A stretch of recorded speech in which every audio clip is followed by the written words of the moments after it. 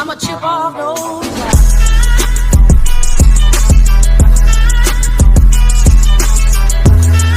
I'm a chip off the old block.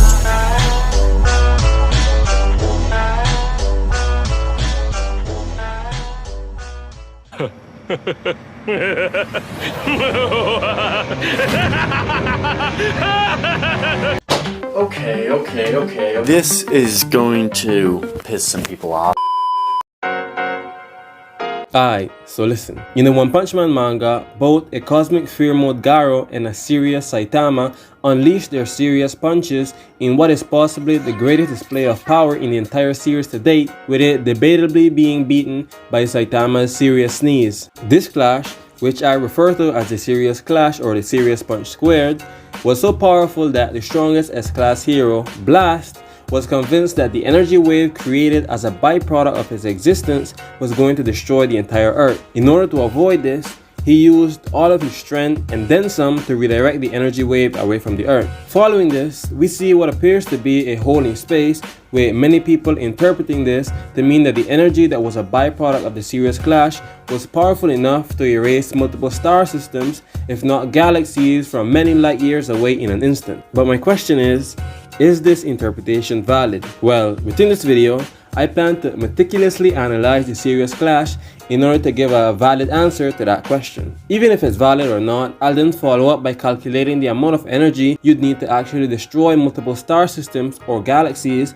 in the way Garo and Saitama seemingly did, while also pointing out the problems with trying to quantify this feat. But before I get into laying out everything, let me just speak my mind a little bit. I don't know if I've explicitly said this in the past, but my video posting order was supposed to be strictly series specific scaling. What this means is that I would select a specific series, make all the videos I plan to make on it before moving on to another series and do the same thing, so on and so forth. I began with Bleach since at the time I made my first video on this channel, which was almost a year ago, it was the last series that I picked up while knowing very little about it beforehand and reading it in its entirety. I wasn't planning on making any other kind of content other than Bleach related content until I posted all the videos I wanted to make on Bleach. But I broke this rule when I made and posted that video about attack power. The reason for this is that in order for me to explain certain concepts and ideas I had, I first needed to make videos that use other concepts as a basis for it. To exemplify what I mean, I plan on making a video where I'll scale Ichigo from the beginning of the manga to the end of the manga. In order for me to do this,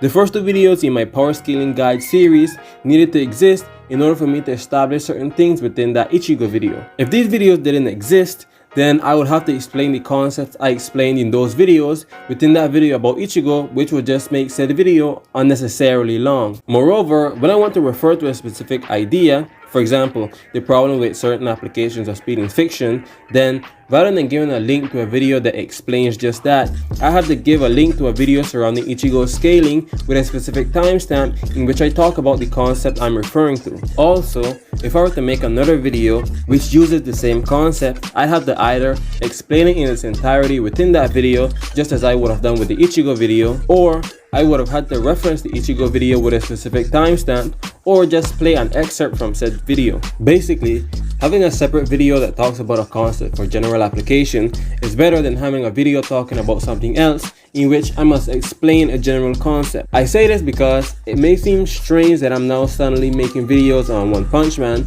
despite never having talked about it previously. The truth is that I actually used to scale One Punch Man alongside various other series on my Instagram in the past. However, I stopped because I decided that I needed to reread all the series that I used to scale before making any more content on them so that I can be very accurate with my assertions. I haven't gotten around to rereading One Punch Man in its entirety.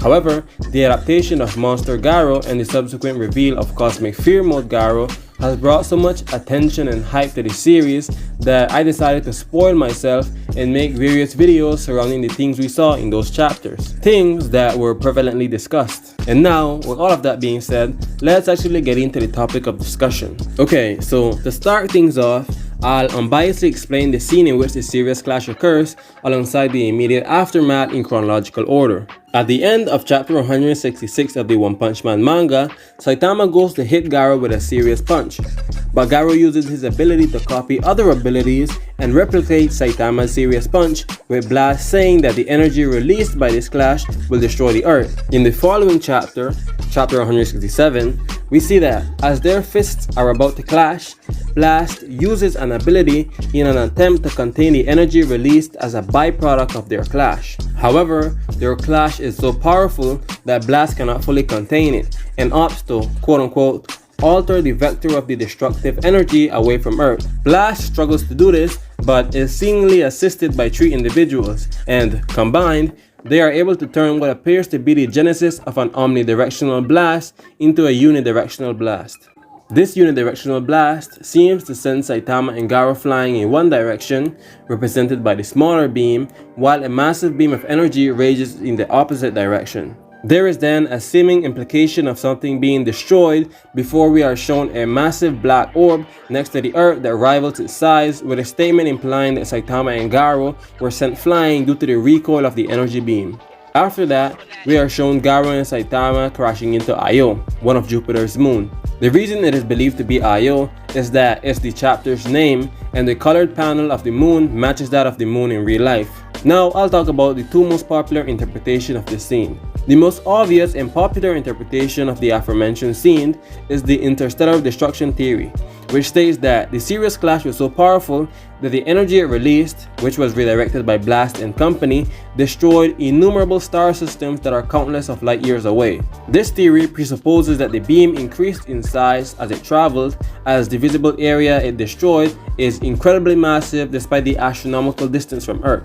It negates that approximately 300,000 kilometers a second is the limit of speed, causality, and information, since it asserts that the beam traveled many light years or distances equivalent to it in mere moments. It also maintains that the distance between Earth and other star systems is the same as they are in real life, as it's saying that it traveled many light years or equivalent distances despite negating the aforementioned laws. While Garo and Saitama are on Io, we are able to see multiple galaxies in the background spread between a small number of stars.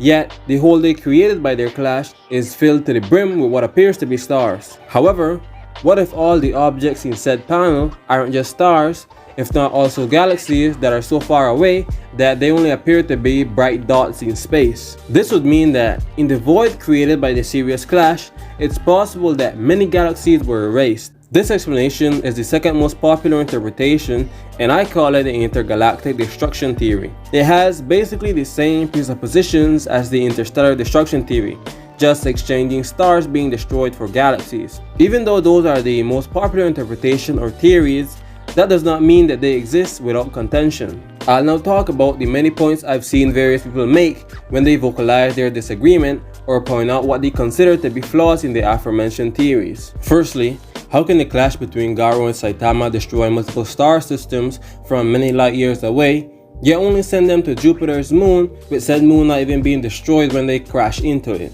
Like, the recoil of such an immensely powerful attack should have sent them outside the solar system at the very least, and ought to have destroyed Io in its entirety. Secondly, later on in the same chapter, Garo was hit by multiple serious punches, with Garo and Saitama even trading serious punches, yet they didn't affect the area around them to even 1% of the degree they did with their first serious clash. Thirdly, could it be that the fact that the serious clash is referred to as the serious punch squared, meaning that the clash of the serious punches produced energy that squared the energy yield of each individual punch? For more information about this counter, check out Araki's playlist post on Instagram titled Saitama's True Power. But basically, if you want to say that this is the case, then the yield of each punch drops down to a large planet level or lower depending on how you calculate the feat. This value is far more consistent with other feats shown before and after this one. Lastly, rather than the energy released by the serious clash destroying multiple star systems or galaxies,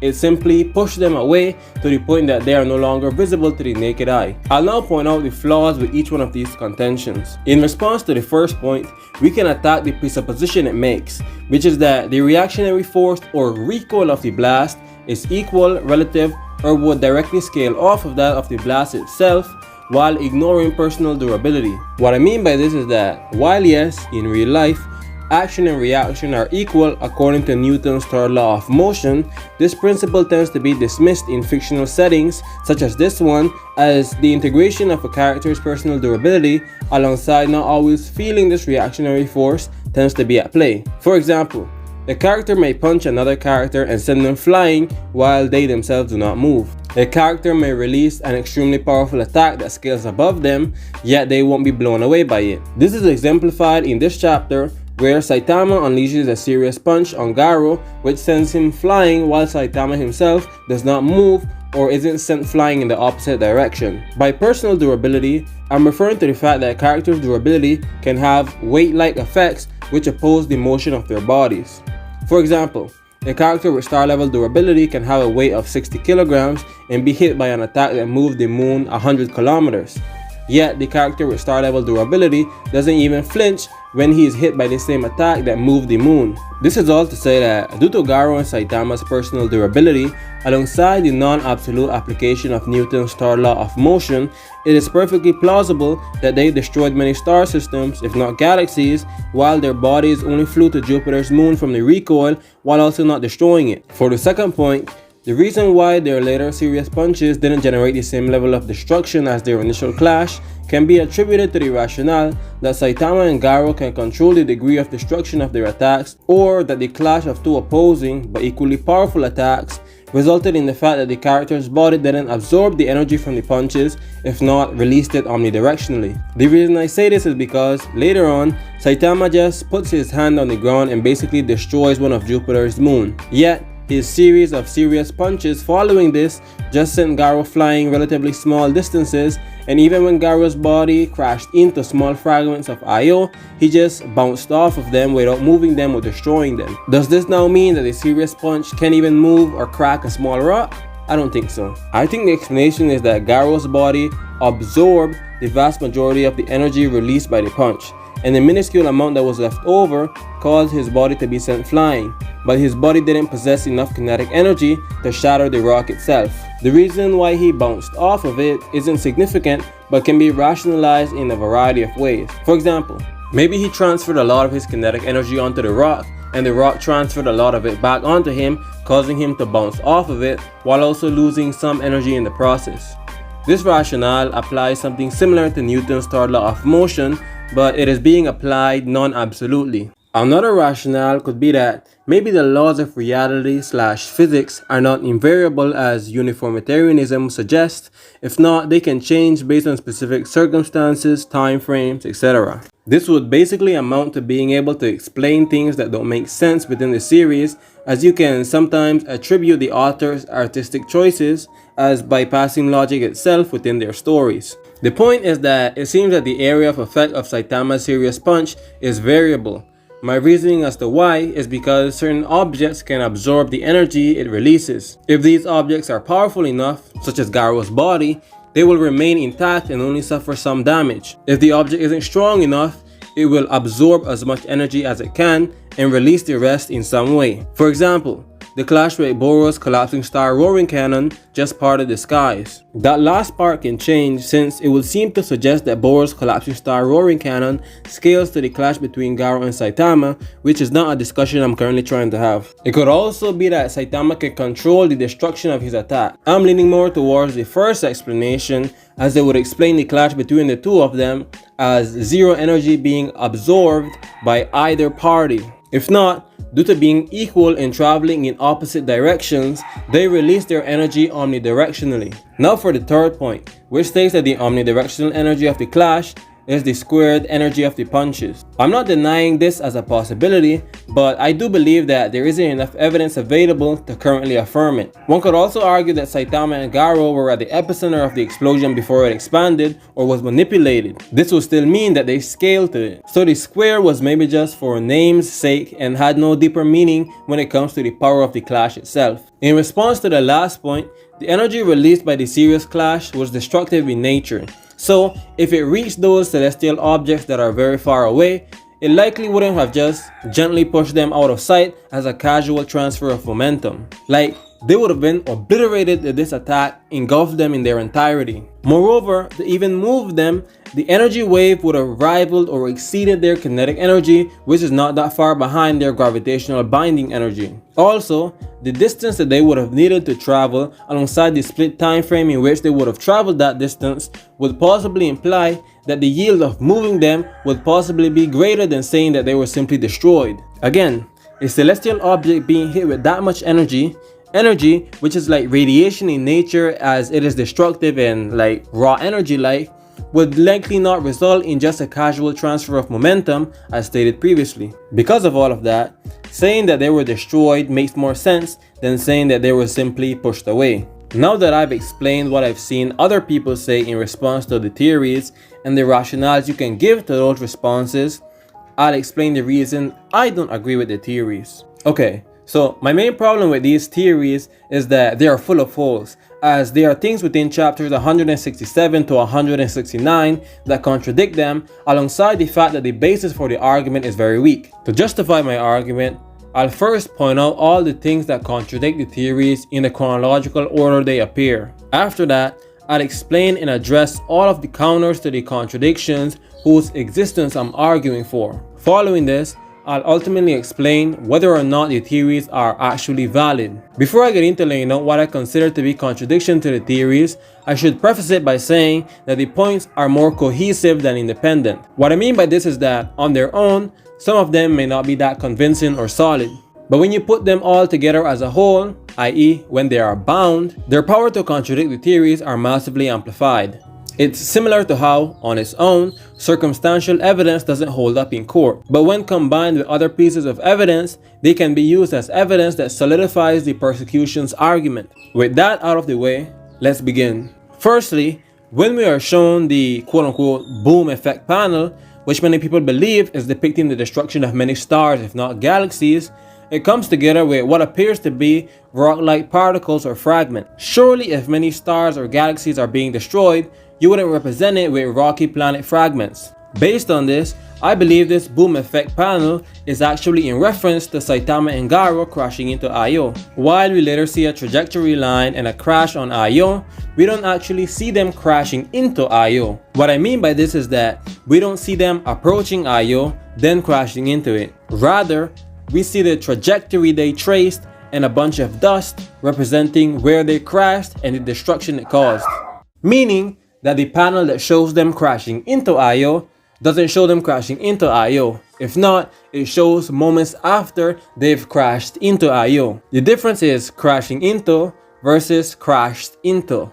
Present versus past tense usage. Secondly, around the black orb that supposedly shows the countless stars and or galaxies that were destroyed, we see that the stars and or galaxies that are intact are dark, as if they have a shadow casted over them or something. If this was truly a hole in space, then why are the stars or galaxies surrounding them dark? We see a similar effect on the same panel with Earth, where the background stars and or galaxies immediately around the planet have a dark tint or shadowed effect on them. This makes it seem as if that dark orb in space is actually an object rather than an absence of matter and energy. Thirdly, Garo is surprised that the recoil of the blast sent them to Jupiter. Surely if he can destroy stars if not galaxies with a single punch, then he shouldn't be surprised that the blast sent them that far away. Fourthly, when Saitama uses Sirius table flip to destroy Io, Garo giving a somewhat surprised reaction is somewhat confusing. Again, surely if he can destroy stars if not galaxies with a single punch,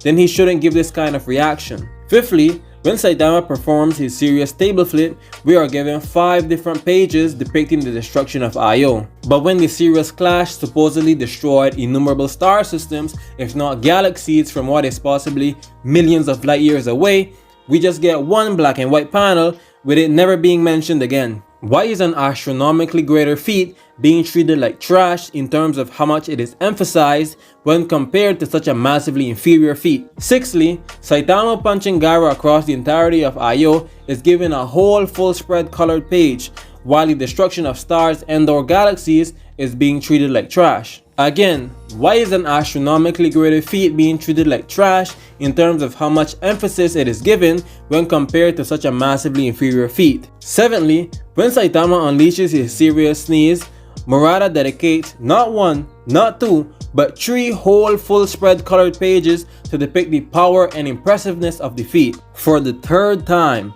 why is an astronomically greater feat being treated like trash in terms of how much it is emphasized when compared to such a massively inferior feat? If we take the serious sneeze as being the greatest display of power in the entire series, it makes absolute sense why Murata would show it in such detail and awe. Excluding the feat of contention, I don't think there's a single feat in the entire series that rivals this one in terms of both power and how much importance and emphasis is put into it. Again, 3 whole fully colored widespread 16:9 ratio pages. That is what is used to depict massively displacing an enormous percentage of Jupiter's gaseous layers. But then you expect me to believe that it is reasonable to say that that same illustrator used a single black and white panel to depict the complete annihilation of countless star systems, if not entire galaxies, from dozens, if not millions of light years away? Is it not more reasonable to assert that this dark orb is the dark side of the moon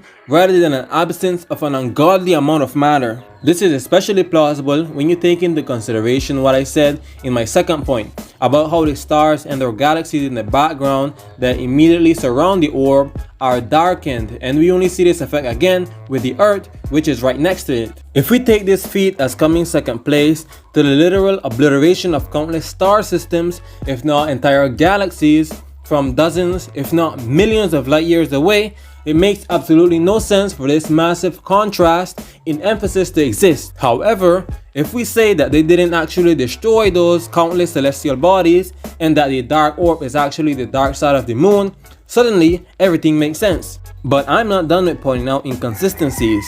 8ly, when Saitama's Sirius sneeze displaces a massive percentage of Jupiter's gaseous surface, Garo is in extreme shock due to Saitama's immense strength. But why? Surely if he can destroy countless star systems, if not entire galaxies, from dozens, if not millions of light years away, then displacing a massive percentage of a single planet's surface shouldn't warrant a reaction like this, even if that planet is the largest in our solar system and one of the largest known planets in the universe. 9ly, when Genos is taking in all the information recorded by his core in the future, we are shown all of the really impressive or important things that happened in the fight between Garo and Saitama. We are shown the destruction of Jupiter, but we aren't shown the supposed hole in space created by the Sirius clash. Sure, we are shown the Sirius clash itself, but not what it supposedly caused. While with the Sirius sneeze, we saw its effect rather than its genesis. Hell, even the destruction of Io is shown, which is a moon. Again, why are these feats that are infinitesimal in comparison getting more spotlight and emphasis than what would be the single greatest feat in the entire series by astronomical orders of magnitudes? Based on all of what I've presented, I'll ask you again, is it not more plausible that the boom effect panel and the black orb we see is just them crashing into Io and the dark side of the moon, rather than a depiction of the complete and utter eradication of innumerable star systems, if not galaxies, from what is dozens, if not millions of light years away in the blink of an eye? While there are other points that can be made, I'll first have to introduce the contentions to my points to talk about them. So let's do just that. The way I'll do so is by first talking about the various contentions to all the points I presented as contradictions to the interstellar and intergalactic destruction theories. I'll do so by numerically selecting a point I made and explaining what someone may say to discredit it. After that, I'll address the counter argument and explain why I do not believe it discredits the point. Following that, I'll present additional counters to my points before going on to address them as well. Before I get started, something to note is that I'm obviously not the smartest or most knowledgeable person in the world. Therefore, it is unreasonable to expect me to know of any and all counters to any points I made. So if there are additional counter arguments that exist and I did not present them, know that it was not intentional, and I implore you to drop a comment down below explaining it. Additionally, I will only talk about the possible counter arguments I deem to be reasonable to address rather than every possible counter argument someone may present, since if I did that, I'd be here all day and this video would be like 100 times longer. Because of this, I won't present counters to some points because I don't really see how someone can reasonably disagree with them. Therefore, you can see this section of the video as an FAQ for counter argument. Also, as I said previously, my argument is a cohesive one, meaning that weaker points exist to support my main argument and solidify other points while also being supported and solidified by the other points. So attacking some of them individually is kinda unfair since they may not stand solidly on their own. Using the analogy I gave previously, it would be like attacking a fingerprint in a case. Thus, I'll sometimes resort to countering some points by pointing out the cohesiveness of my argument, as you have to look at it as a whole. For the first point, some may mention how what we see directly after the boom effect panel is the black hole in space. Thus, the boom was referring to the destruction of stars and or galaxies rather than them crashing into Io, as that is shown afterwards. I disagree with this counter because, as stated in the first point, it doesn't make sense to me that you'd simulate the destruction of stars and or galaxies with rocky fragments. Moreover, we don't see Saitama and Garo sequentially crashing into the moon. Rather, we see what happens a few moments after they've crashed into it. Thus, while appealing to the chronological order in which the panels are presented may be convincing, it alone is not solid grounds for saying that what this argument asserts is more likely than what I'm saying, which is that it depicts them crashing into Io. The way I see it, following the recoil of the beam blowing them away, the boom panel represents them hitting Io. After that, we see Blast and company making comments before we are shown where or what exactly they crashed into with the effects it had. I'd also like to present a principle known as the preponderance of probabilities. It exists in the legal sphere, but the way I use it slightly differs. You see, I use the preponderance of probabilities as a problem-solving principle when presented with two possible explanations. It takes inspiration from Occam's razor, the preponderance of evidence, and the Sagan standard. It goes like this: to determine which explanation is more plausible and thus ought to be selected, one must compare the amount of assumption it makes, the magnitude of its assumptions, the magnitude of its claims, the amount of evidence used to support its claims, and the weight of said evidence. Using this principle, I believe it's reasonable to assert that the claim that the boom effect panel represents Garo and Saitama crashing into Io, as opposed to the complete eradication of countless star systems, if not entire galaxies, from dozens, if not millions of light years away. This is especially evident when you take into consideration all of my other points. For my second point, I can think of a reasonable counter-argument given how solid it is, as it has evidence for asserting its claim without relying on anything else. On the other hand, saying that it is depicting a hole in space relies on the fact that countless stars, if not galaxies, were destroyed, with this same point putting that notion into question. Furthermore, the application of the preponderance of probabilities would suggest that this black sphere being an object is more probable than it being a hole in space-time. Now let's get into the more contentious points. My third, fourth, and eighth points basically argue that it doesn't make sense for Garo to be surprised at various different displays of strength that are astronomically inferior to the feat he performed previously. The presupposition these points makes is that Garo was aware that he destroyed those stars and their galaxies. Based on this, the contention claims that these points can be falsified by simply asserting the rationale that Garo was not aware of the destruction his attack caused. Or better yet, one can argue that, given the claim doesn't justify its presupposition, it is entirely unknown whether or not Garo was aware of the destruction his attack caused. This means that, unless evidence is presented that shows that Garo was aware of the destruction his attack caused, these 3 points crumble due to not meeting their burden of proof. Supporting this is the fact that Garo was surprised that the clash sent him all the way to Jupiter, as it shows his ignorance to the power of the clash. I have to admit that I'm not aware of any evidence that directly shows that Garo was aware of the destructive capability of the energy wave of the Sirius clash. However, there are a few things I'd like to mention that show the possibility that he may have been aware of it. Firstly, Garo clashed with Saitama multiple times, took multiple hits from him, and copied his strength. Secondly, Garo and Saitama were at the epicenter of the clash while the energy was expanding omnidirectionally. To be clearer, they were constantly withstanding energy that supposedly destroyed many stars, if not galaxies. Moreover, they felt the recoil of the blast. Thirdly, Garo noted how Saitama's power was increasing solely from feeling the power of his punches and accurately deduced that if he continued fighting Saitama, one of Saitama's punches would have killed him. Lastly,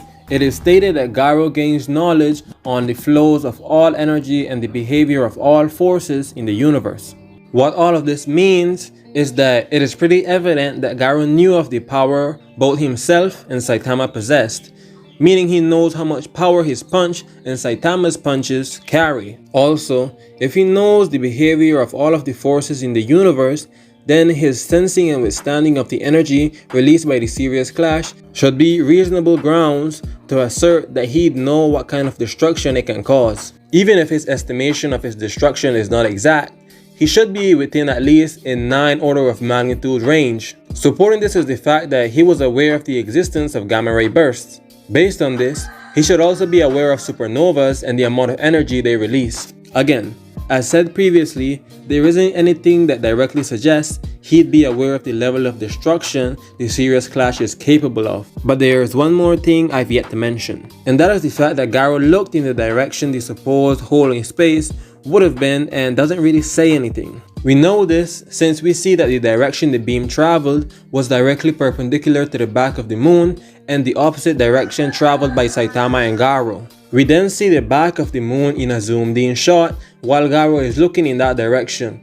Thus, it is very unlikely that Garo didn't notice the supposed hole in space. So if he noticed it, why didn't he mention it? Well, many may argue that maybe he wasn't focused on it, maybe he saw it but didn't take note of it, maybe he didn't realize he caused it, etc. Some may also say that me pointing out him not mentioning it is an argument of silence, as I'm using Garo's lack of a statement as grounds that it didn't happen. To address these rationales, I'd say that the reason I don't believe this is an argument of silence is because I'm saying that if there really was a hole in space, I believe it to be illogical for him not to mention it given the oddity of its existence. It would surprise or make anyone react to its existence. Also, Garo reacted to the destruction of Io and just finished reacting to the destruction of Jupiter. So if there really was a hole in space, I believe that it makes sense to say that Garo would have reacted to it even if he didn't know he caused it. Like, he didn't mention it, we aren't shown that it exists again, nothing. As I've stated previously, it strikes me odd that this feat, or this supposed feat, is never shown again, even though vastly inferior feats are mentioned at some later point. Elaborating on what I said previously, an argument of silence occurs when you say that something doesn't exist because it was not mentioned. You can capture it in the aphorism of the absence of evidence isn't evidence of absence. Since when you appeal to silence, you are saying that given there is silence, i.e. there is an absence of evidence, said thing is not true. You are using the lack of evidence to assert the absence of something, i.e. you are using a lack of evidence as evidence for something not existing or not being true.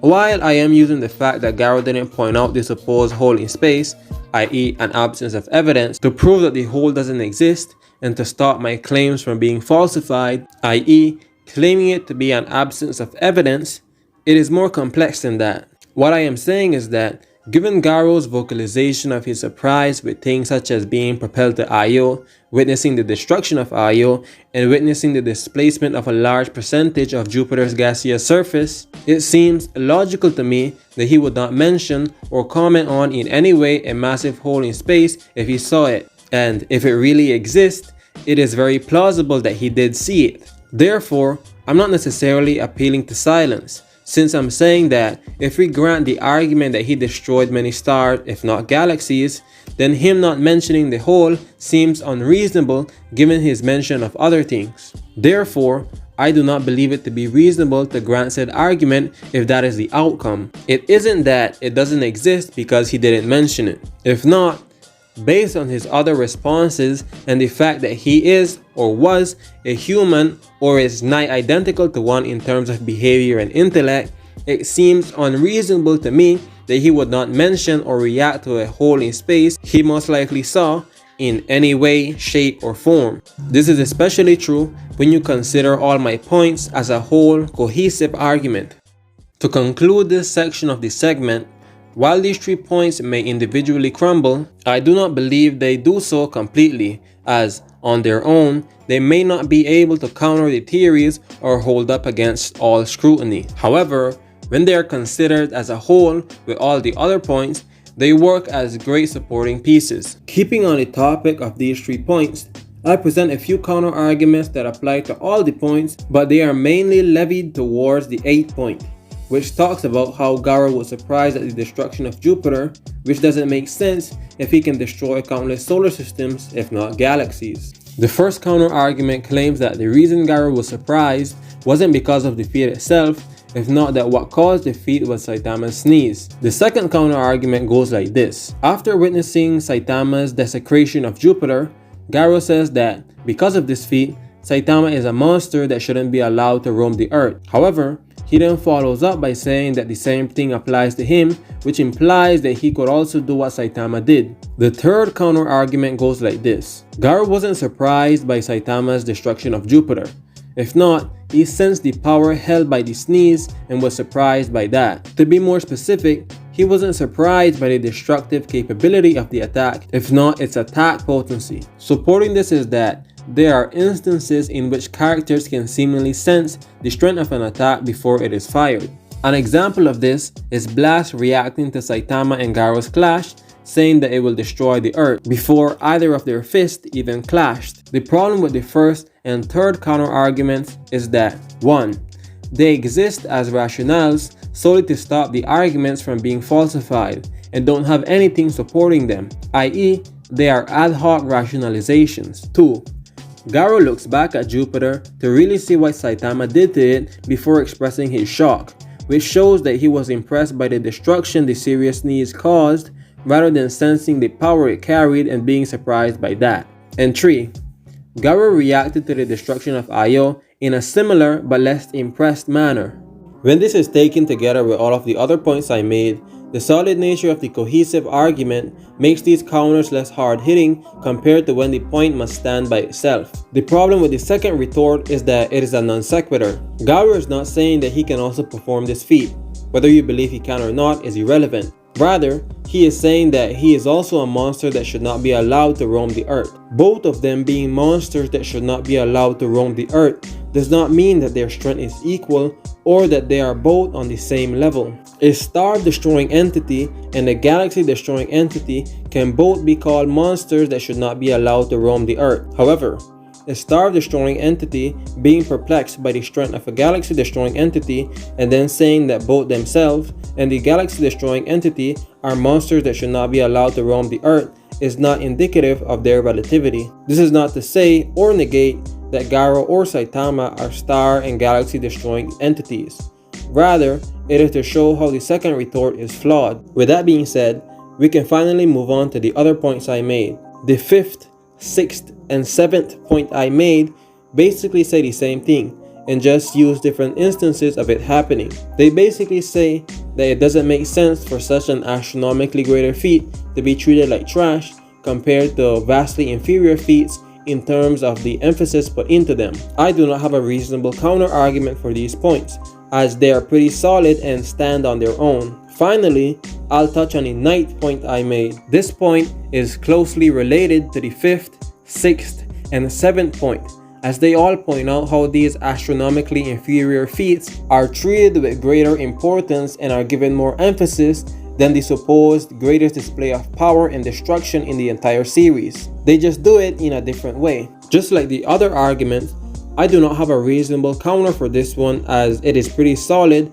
and is basically in the same category as the 5th, 6th, and 7th points. You could maybe try and argue that it is an argument of silence, but to present and refute the argument would basically be having me going over the same thing I said about why it is false that my previous claim was an appeal to silence. I'm not saying that because it wasn't shown, it didn't happen. Rather, I'm attacking the idea that it exists with the basis that if it did, there is reason to believe it would have been shown here, as I explained in detail while laying out the 9th point. I'll now move on to the extra counter arguments. Firstly, in the 5th point, I mentioned how the panel that supposedly depicts the hole left behind after countless stars, if not galaxies, were destroyed is the only point in which this was shown. This is unless you consider this panel right here to be in reference to the fact that the stars and or galaxies that were destroyed were being reformed as Saitama traveled back in time. I don't think this is in reference to that, since it happens after Saitama one-shots Garo rather than as he's traveling back in time. Like, it doesn't make sense for him to punch Garo, then show us the stars and or galaxies that were supposedly destroyed forming back together, since the punch happens after he arrived in the past rather than while he's traveling to the past. I believe this is simply a shot of the stars, and the fact that there is vaguely a circle with a lack of stars is coincidental. This is especially true when you take into consideration all of the points I made. Think about it for a second. Saitama launching Garo on a destroyed Ayo is given more emphasis and focus than the supposed single greatest feat in the entire series today. Like, come on now.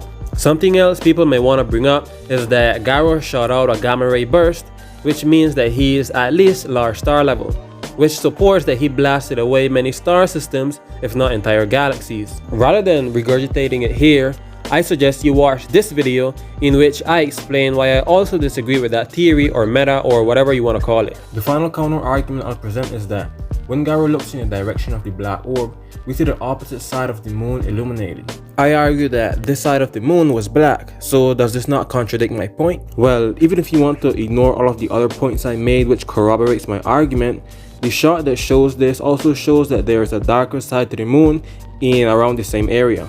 Moreover, the side of the earth and moon that has no sunlight is also strangely illuminated, in the sense that we can see them and they aren't completely dark. This is in contrast to the way they are presented in other panels and in real life. So my rationale would be that this is simply the author showing us that these objects are indeed the earth and the moon. Like, the scene is about Garo seeing the sun and using it to teleport to the earth. If they zoomed in and just showed us two black orbs, we'd be confused. By showing us that they are the sun, the earth, and the moon, while also giving a darkened tint to the side that is supposed to be black, demonstrates that their shadows exist. It is very similar to how various manga series show areas that are supposed to be pitch black with just a heavy dark tint to the point that we can see the characters, but narratively, they have trouble seeing anything. Moreover, we are shown that the sun is in the foreground of the shot. This means that there is obviously a dark side to both the earth and the moon, as light from the sun isn't reaching them from that direction or isn't illuminating that area. With all of that being said, if what I'm saying is true, then why didn't the illustrator do the same thing for the moon in that one shot? Why did he darken it in its entirety to make it appear as if it's a void in space? And why didn't he do the same thing to the earth in the first shot?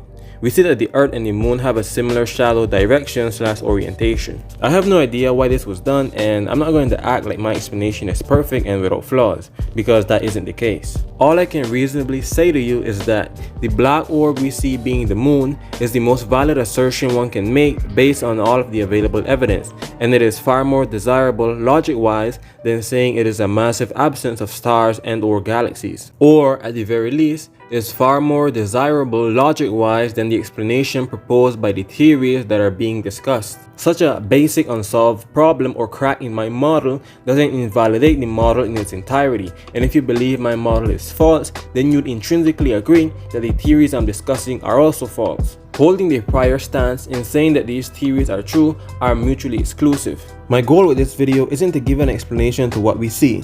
If not, it was to explain why I do not believe that these two theories are reasonable. The reason I even gave an explanation is because people always want to say, okay then, what's your explanation? And if you don't give them one, or give them one that is flawed, your critique of the popular explanation will be discarded or undermined by your weak or unbelievable explanation or lack thereof to what we see. If you don't agree with the assertion that the black orb is actually the moon, that's fine.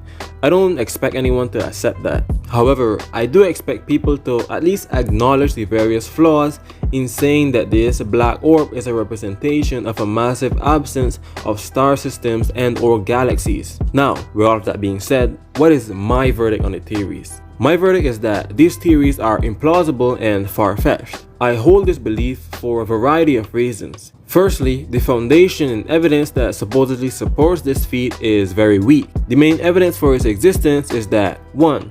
The Sirius class shot a beam of energy out into space. 2. We see a boom effect panel directly afterwards.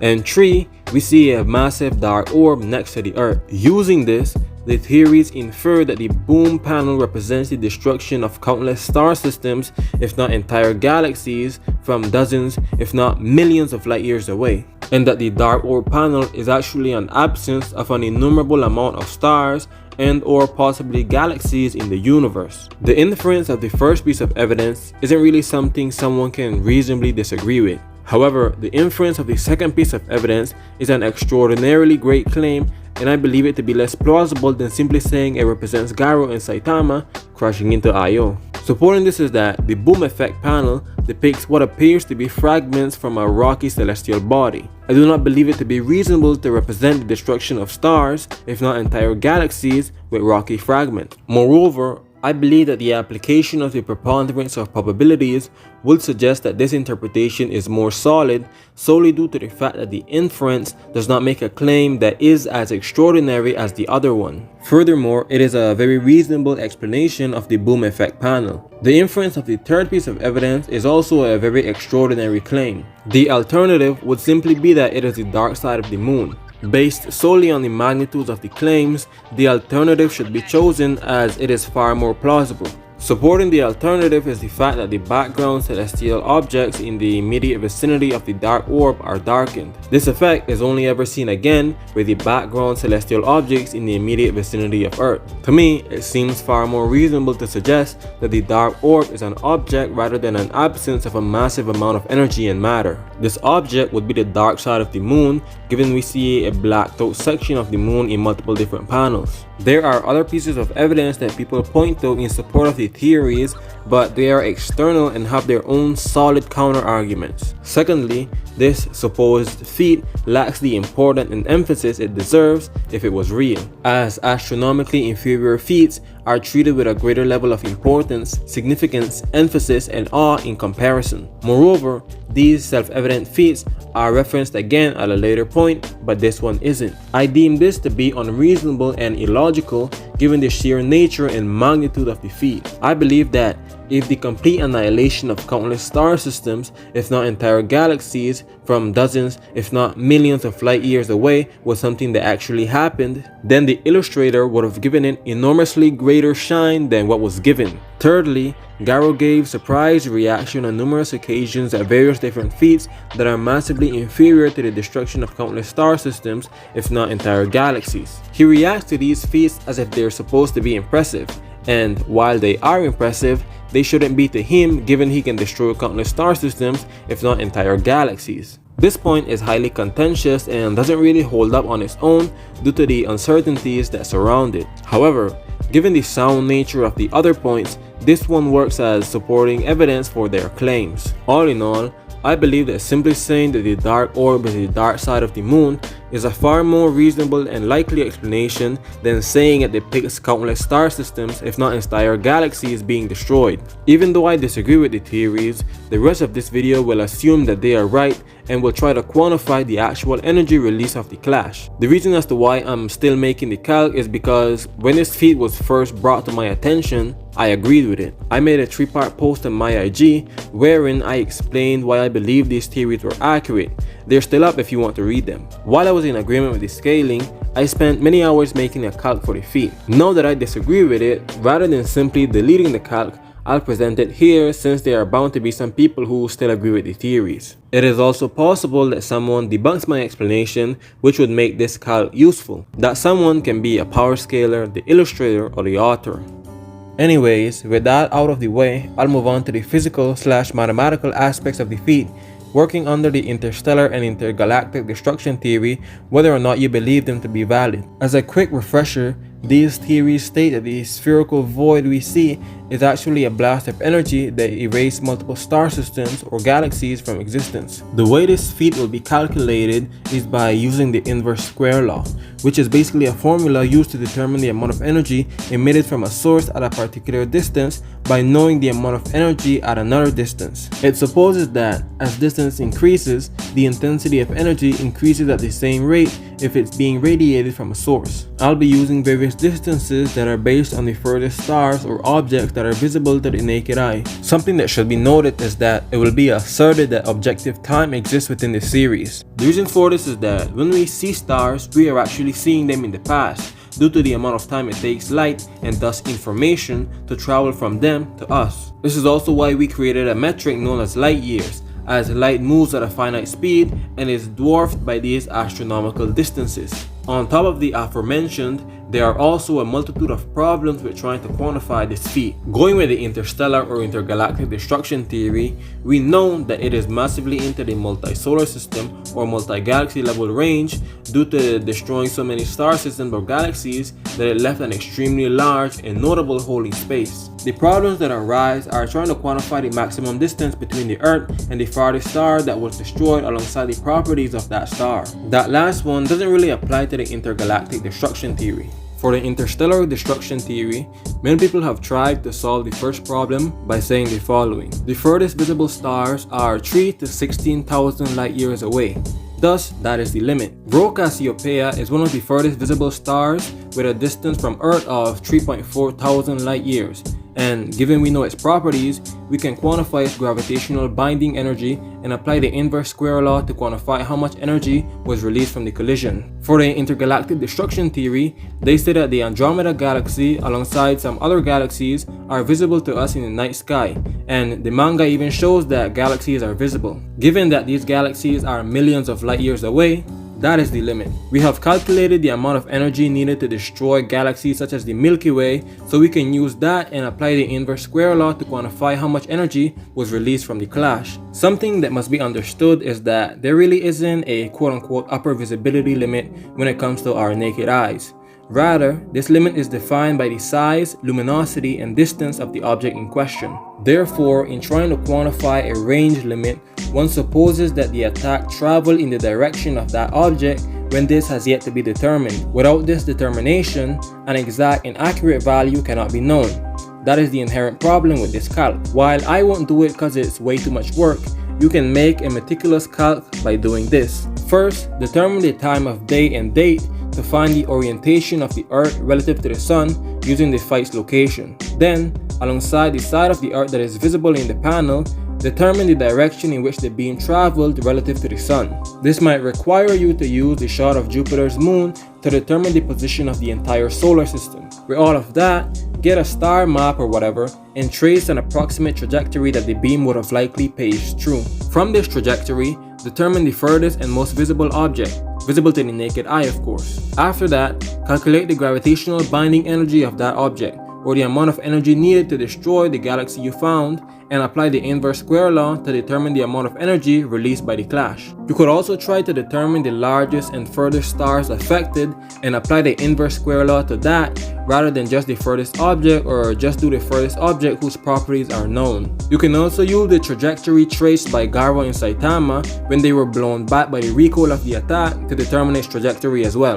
This would be the most accurate version of the calc with the current available information, but I do not have the time nor energy to do all of that. Another problem is, as implied previously, the direction in which the beam traveled. You see, just because some of the furthest visible stars exist, or that some galaxies are visible to the naked eye, does not mean that the energy shockwave traveled to them. If we say that within 100 light years to a specific direction, there are no visible galaxies, but dozens of stars and the energy wave traveled in that direction, it would just mean that many stars were destroyed 100 light years away. This is impressive, yes, but it doesn't mean that we can say that the attack destroyed a galaxy or galaxies or the farthest reaching visible stars merely because they exist. With all of those problems laid out, how will I calculate the feat? Well, for the interstellar destruction theory, what I will do is use various close and known stars as the limit for the distance. This might possibly be an underestimation given the sheer number of stars that are visible, with the area that the clash destroyed presumably also being filled with stars just like its surroundings. However,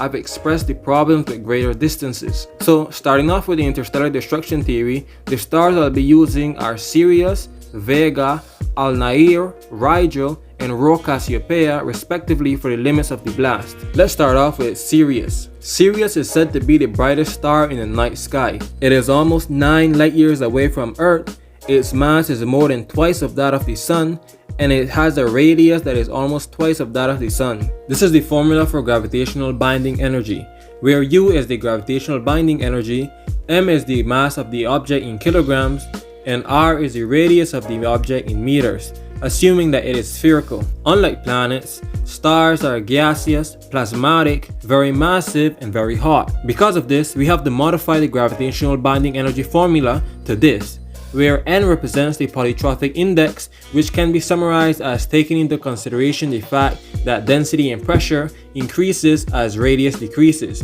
or more precisely, approaches zero or the center of the star. For planets like the Earth, the polytropic index is 0, which is why the formula doesn't change. But for planets like Jupiter, it is 1.5. For the Sun, it is 3, with a book called An Introduction to the Study of Stellar Structure, written by the Indian-American astrophysicist Subramanian Chandrasekhar, asserting that the polytropic index of 3 has many astrophysical applications, so it will be what I'll use for the stars I talk about in this calc. Using the aforementioned formula and data, we can conclude that Sirius has a gravitational binding energy of 1.415 times 10 to the power of 42 joules. If at almost 9 light years away from the source the clash possesses that much energy, how much energy is released at 1 meter from the source? To find out, I'll use the inverse square law, whose formula is this, where I1 and I2 are initial and final intensity respectively, while D2 and D1 are final and initial distance respectively. If we solve for I1, or initial intensity, the formula becomes this. Applying this formula and substituting the values, we yield 9.586 times 10 to the power of 75 joules. Since multi-galaxy level begins at 8.593 times 10 to the power of 68 joules, this puts the field at over 11 million times above its baseline. If you believe this is too high, I can use versus Balwiki's formula for applying inverse square law, where E is energy in joules, U is the gravitational binding energy of the destroyed object in joules, ER is the explosion radius in meters, and TR is the target's radius in meters. Using the formula and substituting the variables yields 2.707 times 10 to the power of 58 joules. Given multi-solar system level begins at 2.008 times 10 to the power of 57 joules, this version of the field is 13.481 times above its baseline. Now to do this for all the other stars. I won't explain the procedure in detail as I did previously, since it's the same thing, the only thing that changes are the variables. So Vega is the brightest star in the northern constellation of Lyra. It is 25 light years away from Earth. It has a mass of over 2 solar masses, and it has a radius of over 2.5 times that of the Sun's. Solving for gravitational binding energy yields 1.001 times 10 to the power of 42 joules. Solving for the energy at the source yields 5.617 times 10 to the power of 76 joules. If you use versus Balwiki's formula, the energy at the source drops down to 6.92 times 10 to the power of 58 joules. Next we have Alnair or Alpha Gruis, which is the brightest star in the southern constellation of Grus. It is 101 light years away from Earth. It has a mass of 4 suns, and it has a radius of almost 3.5 times that of the Sun's. Solving for gravitational binding energy yields 2.678 times 10 to the power of 42 joules. Solving for energy at the source yields 2.445 times 10 to the power of 78 joules. If you use versus Balwiki's formula, the energy at the source drops down to 1.748 times 10 to the power of 60 joules. Now we move on to Rigel. Rigel is a blue supergiant in the constellation of Orion. It is 863 light years away from the Earth. It has a mass of 21 suns, and it has a radius of almost 80 suns. Solving for gravitational binding energy yields 3.18 times 10 to the power of 42 joules. Solving for energy at the source yields 2.12 times 10 to the power of 80 joules. If we use versus Balwiki's formula, the energy at the source drops down to 2.814 times 10 to the power of 59 joules. And finally, we have Rho Cassiopeia, which is a yellow hypergiant star in the constellation of Cassiopeia. It is said to be one of the most distant visible stars and used to be considered the most distant star that was visible to the naked eye. It is the final star I'll cover in this calc and is said to be 3.4 thousand light years away from Earth. It has a mass of 40 suns and it has a radius of almost 808.5 suns. Solving for gravitational binding energy yields 1.126 times 10 to the power of 42 joules. Solving for energy at the source yields 1.164 times 10 to the power of 81 joules. If you use versus Bald-Wiki's formula, the energy at the source drops down to 1.472 times 10 to the power of 58 joules. Now onto the intergalactic destruction theory. According to the intergalactic destruction theory, the clash should have destroyed at least one galaxy, but it likely destroyed several galaxies. For simplicity's sake, I'll say that only one galaxy was destroyed and that this galaxy is at least 2.5 million light years away from Earth, which is the distance between us and the Andromeda galaxy, which is our nearest galactic neighbor. I'll postulate that the destroyed galaxy has a radius of 2,500 light years for the low end, 25,000 light years for the middle end, and for the high end, I'll just use the Andromeda galaxy, which has a radius of 110,000 light years. I picked these values because, according to the Swiss-born University of Technology and an unsighted Wikipedia claim on a semi-protected article, most galaxies ranging between like 3,260 to 326,000 light years. Versus Bald-Wiki defines the galaxy level tier as the amount of energy an omnidirectional blast with the radius of the Milky Way would possess if, at its outermost edge, it can destroy the Sun. It is virtually no different than calculating the amount of energy released by destroying the Sun at a distance of around 92.5 thousand light years. So, for the sake of congruency and simplicity, I'll calculate the amount of energy required to destroy a galaxy the same way. I could make an entire video about the tentative nature of this methodology, as I have various problems with trying to quantify the destruction of a galaxy. However, I won't. And since I don't believe this feat really occurred, I'm not too hard pressed about absolute veracity. Anyways, the Sun has a gravitational binding energy of 5.69 times 10 to the power of 41 joules. Since the hypothetical galaxy has a radius of 2,500 light years and is almost 2.5 million light years away from Earth, the amount of energy needed to destroy it is 2.63 times 10 to the power of 63 joules. We postulated that the distance from the end of the clash to its origin should be equal or greater to that than the distance between the Andromeda galaxy and Earth. Thus, via versus Bald-Wiki's formula, the energy you'd need to destroy this small galaxy would be 1.01 times 10 to the power of 70 joules. Now we just have to do the same thing for the other scenarios. The only thing that changes is a few variables and the result. Rather than explaining it over again, I'll just show the data on screen. You can pause the video if you want to read it. Now that the calculation is out of the way, I'll move on to presenting the result and where it would be on versus Bald-Wiki's attack potency chart. Using the ordinary inverse square law, we see that under the interstellar destruction theory, if we use Sirius as the limit for the attack, the feat scales to over 11 million times above baseline multi-galaxy level. Using Vega as the limit, the feat scales to over 65 million times above multi-galaxy level. Using Al-Nair as the limit, the feat scales almost 3 billion times above multi-galaxy level. Using Rigel as the limit, the feat scales to almost 250 billion times above multi-galaxy level. And finally, using Rho Cassiopeia as the limit, the feat scales over 1 trillion times above baseline multi-galaxy level. However, if we use versus Bald-Wiki's inverse square law formula, the result changes. Using Rho Cassiopeia as the limit causes the feat scaling to drop from the highest spot to the lowest, at slightly over 7 times above baseline multi-solar system level. Using Sirius as the limit causes the feat to scale over 13 times above baseline multi-solar system level.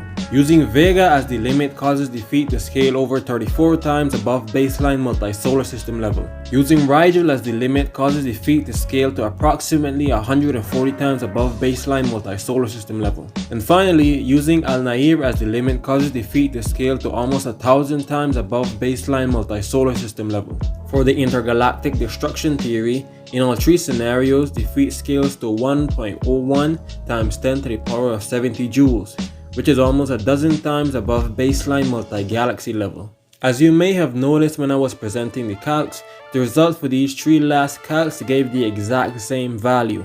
That was not a typo or a calculation mistake.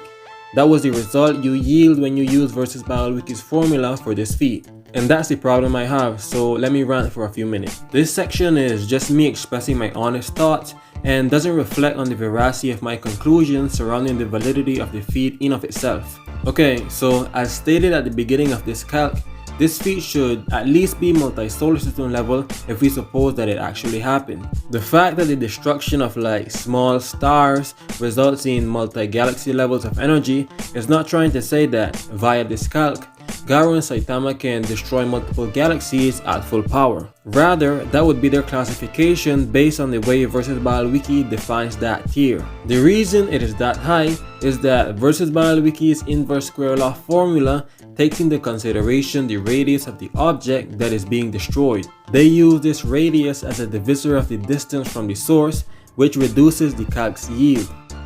I may be in the wrong, but I believe this formula to be faulty compared to the one I used. I say this because it's asserting that at constant gravitational binding energy and distance, the amount of energy at the source of an omnidirectional explosion is lower if the object it destroys at its edge has a larger radius, thus a greater volume. This doesn't make sense to me since the determining factor of the yield at the source should be the gravitational binding energy of the structure and the distance from the source, not the radius, because the calculation supposes that regardless of the size of the structure, it has been destroyed by the attack or explosion in question.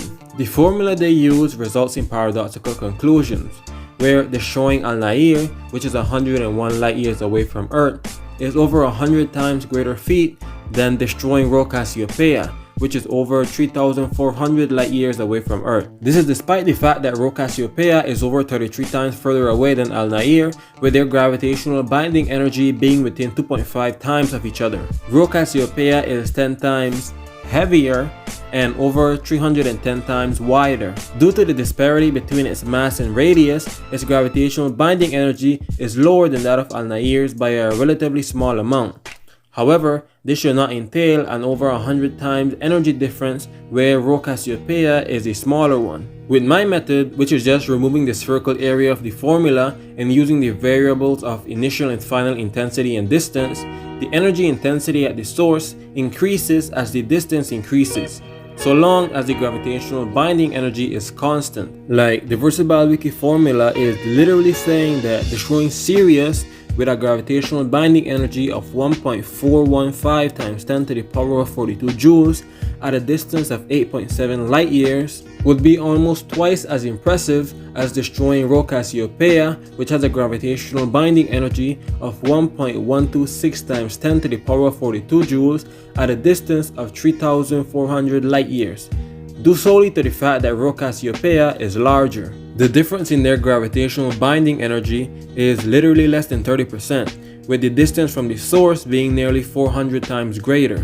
Yet, destroying Rho Cassiopeia is half as impressive as a feat as destroying Sirius at that distance, solely because Rho Cassiopeia is larger. Their formula made it so that destroying a small, medium, and large sized galaxy at the exact same distance scales to the exact same value. The aforementioned makes no sense to me, and the thing with Versus Battle Wiki is that they don't even explain why their formulas are justified. They just go, this is the formula to calculate this, dogmatically accept it, which is not the way you ought to do things. In the future, I plan to make a video where I give an extremely extensive critique of Versus Battle Wiki. That video is a long ways away, but it'll likely be extremely long. If not, I just break it up into multiple different parts due to how notoriously bad they are at doing certain stuff. But anyways, this run is getting kinda long, so all I'll say is that via the interstellar destruction theory, this is a multi-solar system level feat.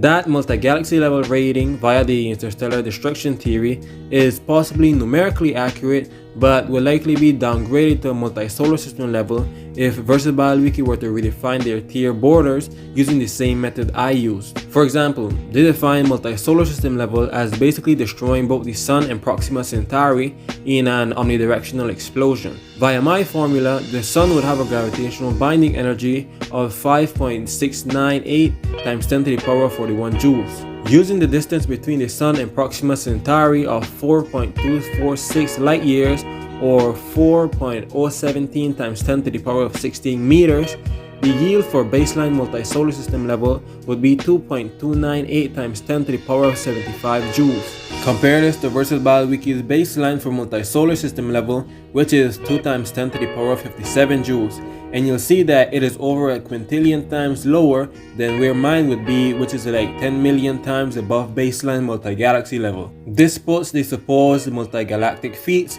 via the interstellar destruction theory between 4 and over 500,000 times above baseline multi-solar system level with the way I'm defining it.